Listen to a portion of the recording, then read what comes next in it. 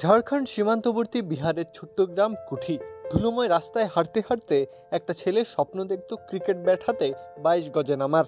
তবে সময়ের করাঘাতে সেই স্বপ্নটা ক্রমশ ফিকে হয়ে আসে। এরপর এক সংগ্রাম, বাস্তবতার সাথে অসম লড়াই, ফিকে স্বপ্নটা রঙিন করে তোলার আপ্রাণ চেষ্টা। শোয়েব খান পেরেছেন কুঠি গ্রামে বসে আঁকা স্বপ্নকে বাস্তব করতে। স্বপ্নের হাত ধরে পৌঁছেছিলেন টি-20 বিশ্বকাপের মঞ্চে। দিল্লিতে কানাডার বিরুদ্ধে মাত্র 29 বলে 51 রানের ঝড়ো ইনিংস খেলেই তিনি সংযুক্ত আরব আমিরাতের বিশ্বকাপ ইতিহাসে দ্বিতীয় জয় নিশ্চিত করেন। এর ঠিক 3 দিন পর আফগানিস্তানের বিপক্ষে 68 রানের ঝলমলে ইনিংস। দল হেরেছিল ঠিকই, তবে নিজের জাত চিনিয়েছিলেন শোয়েব। পেয়েছেন সংগ্রাম শেষে সাফল্য। তার জন্য এটি কঠিন পথ পাড়ি দিয়ে পাহাড়ের চূড়ায় উঠে যেন বিজয়ের নিশান তুলে ধরার গল্প।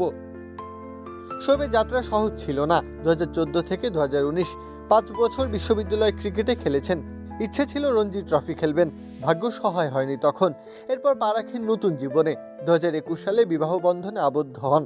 জীবনে নতুন একজন আশায় ভারসাম্য রাখতে হয়েছে, সংসার চালাতে হবে, তাই উপার্জনের পন্থা হিসেবে বেছে নেন 9টা 5টা চাকরি। তবে স্বপ্ন দেখা থামাননি।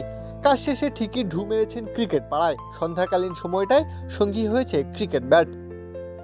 এরপর বদলে যাওয়ার গল্প। জীবন যা কেড়ে নেয় তার থেকে কখনো কখনো দ্বিগুণ ফিরিয়ে দেয়। অক্টোবর 2025 সালে আরব আমিরাতের ওয়ানডে দলে ডাক পান শোয়েব। এরপর টি-20 অভিষেক, ইন্ডিয়া দলের বিরুদ্ধে রাইজিং স্টার্স এশিয়া কাপের মঞ্চ। নিজের স্বপ্ন যেমন বাস্তব হয়েছে, তেমনি প্রতিটি ছক্কা, প্রতিটি রানের সঙ্গে যেন কুঠির প্রতিটি ছেলেমেয়ের চোখে জ্বলে উঠেছে স্বপ্নের দ্বীপ। কোভিড মহামারীর সময় বড় ভাই আলতামাসের সঙ্গে মিলিয়ে তিনি গড়েছিলেন কুঠি কিংস ক্রিকেট ক্লাব। পারিবারিক জমিতে তৈরি ক্লাবটি এখন গ্রামের যুবকদের জন্য স্বপ্নের পথ প্রদর্শক।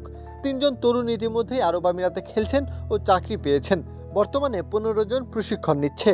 শোয়েব স্বপ্ন একা দেখতে চাননি, সবাইকে নিয়েই দেখতে চেয়েছেন।